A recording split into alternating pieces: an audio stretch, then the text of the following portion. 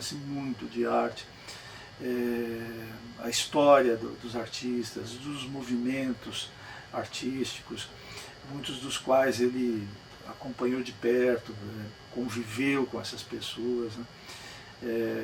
João é um documento vivo da arte brasileira e em particular do ABC. E como artista, o João? Posso continuar? Pode continuar. Como artista, eu devo confessar que eu não me debrucei muito sobre o trabalho do João como artista. E, de certa forma, isso tem a ver justamente com o fato de que o próprio João, nesses anos todos, ele sempre dedicou menos tempo à arte dele, ao trabalho dele, do que ao trabalho com a Pinacoteca. O trabalho com a Pinacoteca, com a arte de outros artistas, sempre tomou muito mais tempo e espaço da vida do João. E isso é outro fato que eu acho notável, porque isso revela muito do caráter da pessoa, né? O fato dele ter se preocupado tanto em criar um acervo que tivesse uma destinação pública, isto é, que servisse ao interesse público, no sentido de preservar a memória da arte e da cultura, numa instituição pública que possa manter isto condignamente e levar isto adiante para as gerações futuras. Essa preocupação dele com isso, que está viva nele até hoje, agora aos 88 anos de idade, sempre fez com que ele colocasse em segundo plano o próprio trabalho dele. O que eu observo no trabalho do João como artista, ele teve um início, como é comum em grande parte dos artistas, né? Uma formação inicial mais acadêmica. Ele aprendeu as técnicas, né, da arte a partir da experiência acadêmica, convivendo com outros artistas acadêmicos, inclusive, principalmente escultores, porque o João é fundamentalmente um escultor, né? Conviveu com muitos escultores, vários deles, inclusive, escultores de origem italiana, que traziam todo um aprendizado técnico que é muito característico da formação deles na Itália, né? Gente como o Eugênio Prati, que um artista com quem ele conviveu e que ele admirava muito e de quem ele conseguiu, de cuja família ele conseguiu, anos atrás, a doação de um número muito significativo de obras para o acervo da Pinacoteca de São Bernardo. Então o João teve essa formação inicial acadêmica, que o preparou tecnicamente, mas como artista ele logo vai se interessar pela arte concreta. A obra dele é muito influenciada, muito relacionada com a arte concreta. E ele tem uma maneira muito própria de lidar com essa influência da arte concreta na obra dele. A obra dele, se tem essa influência concreta, ela frequentemente tem elementos também da arte cinética, porque esses elementos característicos da arte concreta, a coisa das figuras geométricas, o uso de cores básicas, a exploração de possibilidades diferentes das formas geométricas das possibilidades, por exemplo, de criar a ilusão de relevo, por exemplo, numa determinada figura que às vezes é plana, ou a possibilidade de criar a impressão de diferentes pontos de vista sobre a conformação de uma determinada escultura, né? Tudo isso são elementos que ele traz da arte concreta, mas ele também usa elementos da arte cinética. Ele gosta de trabalhar com movimento, com peças que inclusive solicitam do espectador, do público, que ele toque nas peças e mexa as peças, explore novas possibilidades daquela peça, novas configurações daquela peça, né? O João trabalha bastante com isso, ele gosta muito disso. E o João tem uma maneira de lidar com isso que eu costumo associar com o Saciloto. O Saciloto, claro, mais no campo da pintura, né, embora ele tenha feito escultura também. O João é um pouco um artesão, como o Saciloto era. O Saciloto não era um artista com a sofisticação intelectual de um Valdemar Cordeiro, por exemplo, né? Ele tinha uma percepção das coisas que eram mais próprias de alguém que vinha do trabalho concreto com as coisas, porque o Saciloto foi um operário, né? O João também foi um operário. O João conviveu com os trabalhadores na Volkswagen, em outras empresas. Ele viveu nesse mundo fabril, né? A experiência do João com a arte dele, é muito prática também. Ele gosta de ficar experimentando os materiais. Ele gosta, por exemplo, de descobrir um material que às vezes é de uso cotidiano e ao qual a maioria de nós não presta muita atenção porque tem um uso corriqueiro no dia a dia. Ele gosta de descobrir naquele material uma possibilidade estética que ninguém estava vendo naquele material. É uma coisa que o João volta e meia faz, e sempre de uma maneira muito interessante, muito rica. Eu vejo no João essa semelhança de espírito com o Saciloto, nesse sentido de que ele tem o interesse dele pela arte concreta e pela arte cinética não é tão intelectual, não é tão calcado em leituras de autores que teorizam sobre a arte moderna, mas é muito calcado na própria experiência direta com os materiais e na exploração lúdica dessas possibilidades. Que legal! Agora ele está trabalhando com aros de bicicleta. Apaixonado. Aqueles como que chama? Aqueles funis que eles usam. Batedor de máquina de lavar. Batedor de máquina de lavar, aqueles outros que eles usam de borracha, que eles usam, os guardas de trânsito usam para marcar uma área, cercar uma área e tal.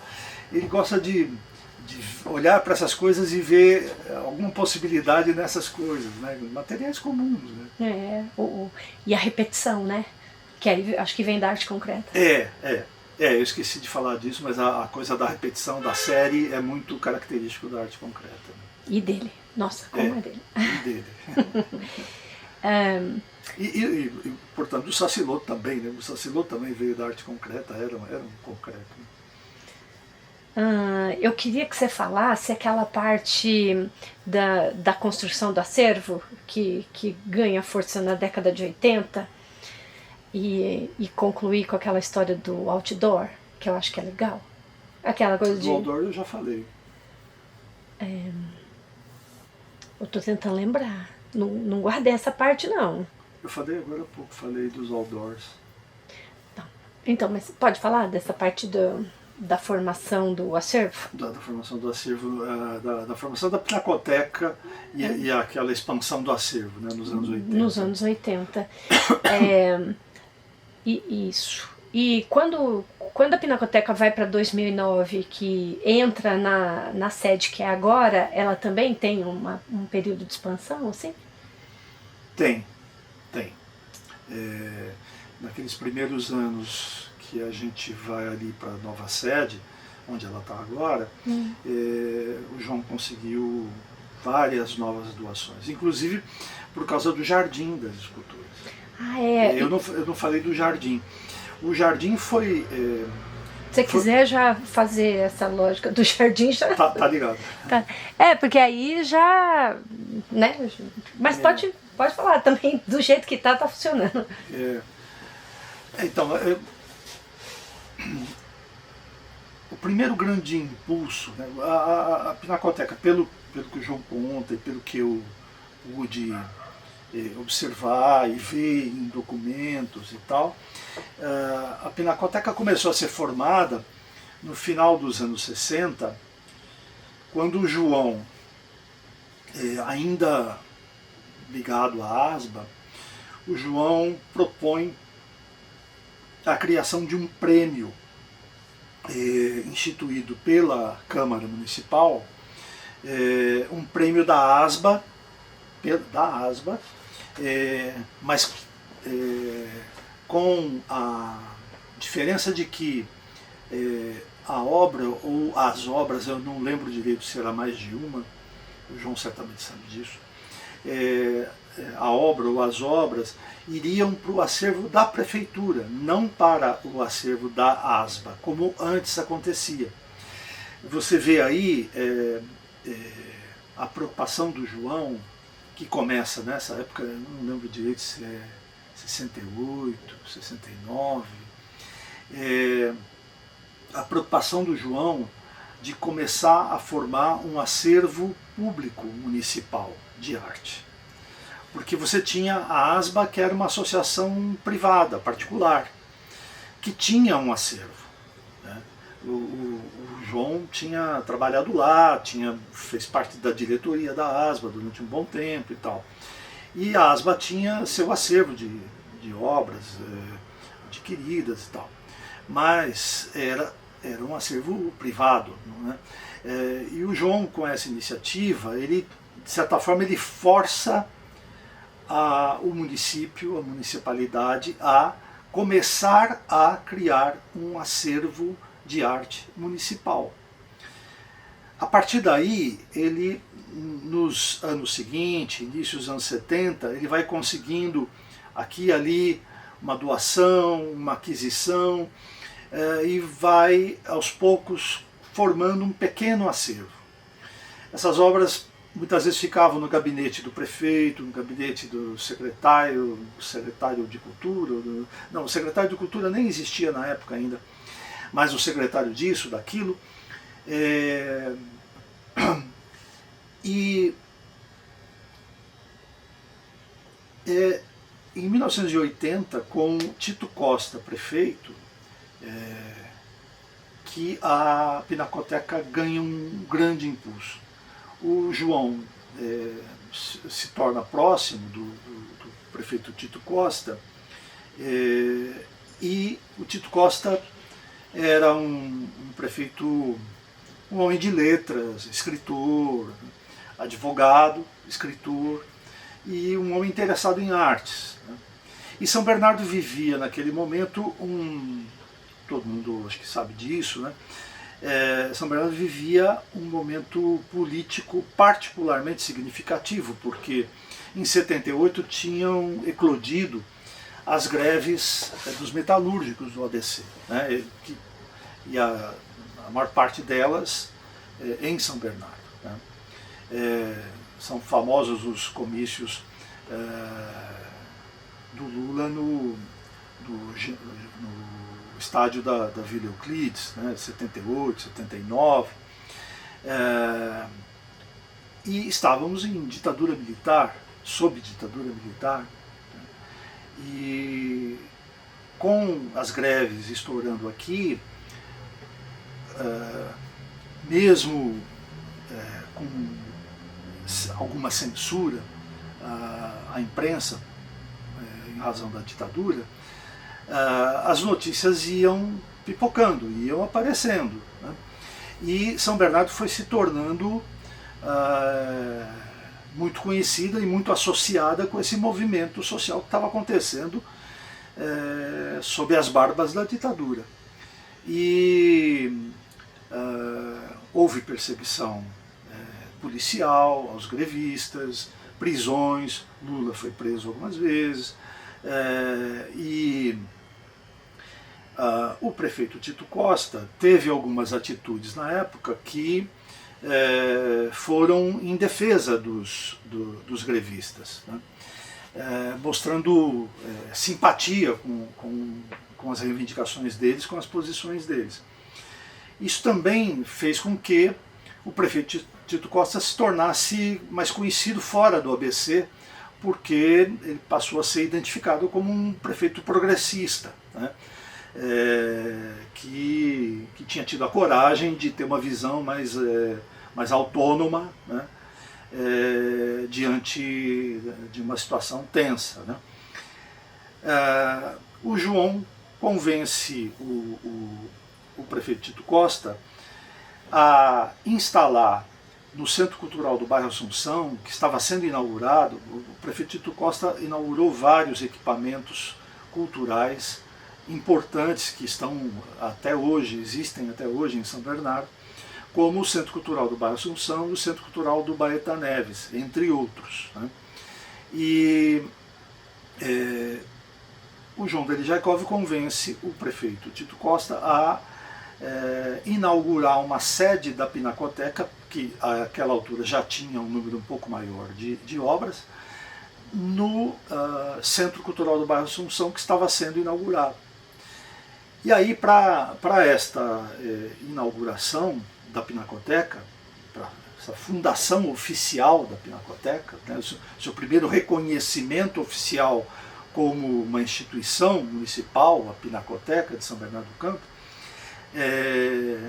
o João prepara, com o apoio do prefeito, um grande evento de inauguração lá no Centro Cultural do bairro Assunção, para o qual ele traz vários dos grandes artistas brasileiros vivos na época, gente como Tomi Otaki, o escultor Flavianos, o artista Wesley Duquili, Maria Bonomi, enfim, entre vários outros grandes artistas brasileiros, e famosos, grandes e famosos, né? E ele consegue também, com isso, considerando esse quadro político que eu tentei rapidamente dar umas pinceladas, ele consegue com isso também a doação de muitas obras, de várias obras, de alguns desses artistas que vieram para a inauguração. Então, com a inauguração da Pinacoteca em 1980, com sede lá no Centro Cultural do bairro Assunção, o acervo também cresce de um momento para o